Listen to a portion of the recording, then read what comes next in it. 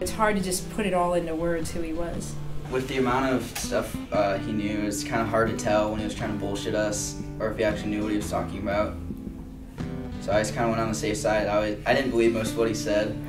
He was a boy that asked more questions than anybody I've ever came across. Like, we would always just kind of be baffled by where he would get his information from. Like, he would know things and we'd be like, Palmer, how do you know that? And we called him the fact man, because he would walk around and just say stuff. There's just always like a lot going on and like lots of new stuff you could learn from him. Yeah, in his head and through his actions. He was intensely curious, extremely kind. He was always very sensitive, great spirit of adventure. He was always the first person to come up with a good idea. He was just like, he was really proud a lot of the time, but he did it in a way that like made other people feel good. He always was nice. He was so smart, but he was so sweet to everybody, and he never, he didn't use his extreme intelligence to make people feel bad. He used it to help people and guide people, and everyone kind of followed him around because he was just naturally just so nice to everybody. He was always doing things like climbing up a tree. He had a backpack he carried around, you know, that had things like snacks and water bottles and pieces of rope and his knife. He always had a handmade knife with him. I always just felt like he was so beyond me, and he was so beyond this world. And I don't just say that because he's dead now. I just always felt like he was like this really strong entity, and like way beyond me. Like his soul had lived for a really long time before this life.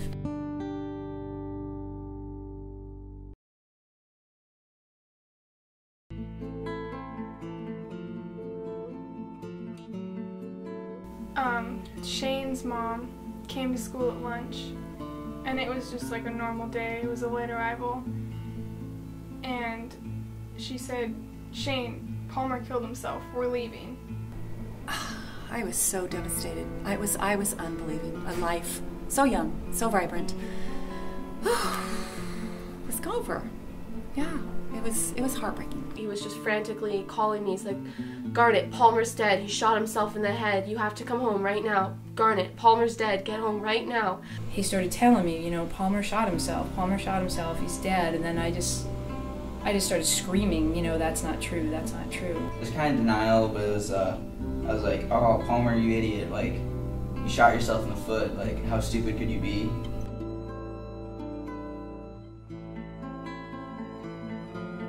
I remember like this feeling, I can't even really describe it, but this feeling like a brick wall came and smashed into me, and my entire body went numb, and I remember like falling this way, like falling to the right.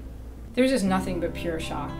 Just pure shock and pure grief and pure just anguish that's, you know, crying to the point of not being able to breathe. Like, I didn't really think, I was like, why would he do that? Like, he seems like such a right-minded person, like that wouldn't do something like really irrational like that. What was most difficult about it is it was so unexpected. And Palmer, anyone who knew him, he was the last possible person on this planet for anyone to think to, you know, that he was gonna kill himself. Since then, I've learned, you know, that in many ways Palmer is kind of a fairly typical suicide victim in that he was intensely bright, he was very sensitive, he was very aware of what was going on in the world.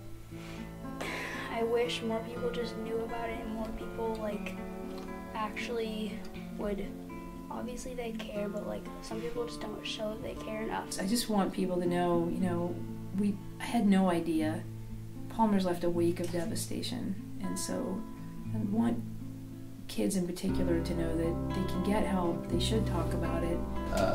Even if it's a dark time, that it's a permanent solution to a temporary problem. I mean, I myself have been in a suicidal brain, and it's scary. It's really scary. I've discovered that kids tend to tell their friends that they're feeling suicidal, and Palmer did in fact tell a friend about 36 hours before. And the fact is, kids don't really know what to do with that information. We cover big things like, oh, cancer and HIV and things like this, and we don't have the same focus on something that is so important.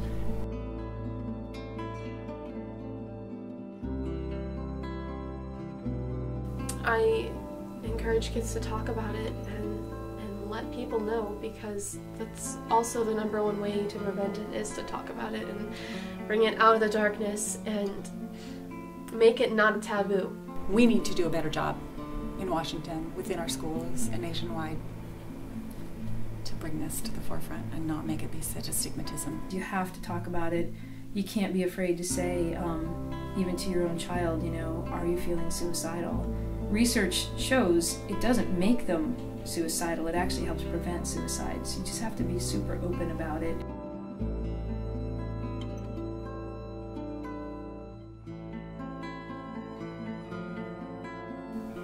If you are watching this documentary and you are feeling suicidal and you're feeling like you're going to kill yourself, I would say go to a person that you trust and get help. You should just try to cherish every moment that you have with the people you love. We miss Palmer. I can't even describe what it's like to live without him, and the fact that it happened at his own hand is extra horrifying. So I want kids to know there's other options, and I hope that they would never consider it to be an option. Don't be afraid about the topic. Don't be afraid to feel what you feel, and know that each and every one of you are here for a very special and specific reason. You would not exist if just to exist.